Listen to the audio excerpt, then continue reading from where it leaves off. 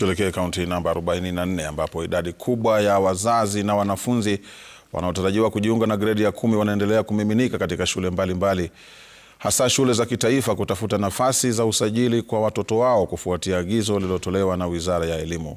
Wazazi wengi walikuwa wamebeba vyeti vya masomo ya watoto wao walikuwa wakimiminika katika shule mbalimbali kaunti ya Migori kutafuta nafasi. Idadi kubwa ya wanafunzi wanaotafuta nafasi katika shule inashuhudiwa wakati ambapo shule nyingi na hasa shule za kitaifa tayari zimepangiwa wanafunzi ambao wanatarajiwa kujiunga nazo.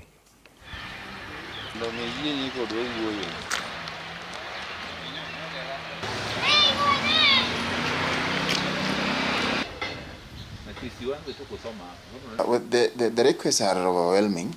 So far we have received over 200, but we have a capacity of about 100. So we will pick the requests based on performance and how the candidate has performed in a given pathway that they would wish to pursue.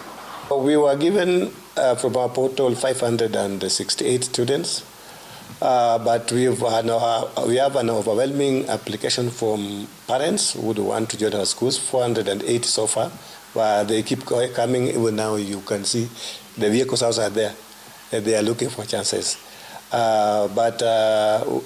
We had declared a capacity of 850 for our school. So hopefully we'll be able to accommodate that 850 if they all come. Saizi mtoto wangu alikuwa ameitwa Tay School kule Turkana. Na Tay School kutoka Narok mpaka Turkana ni mbali sana.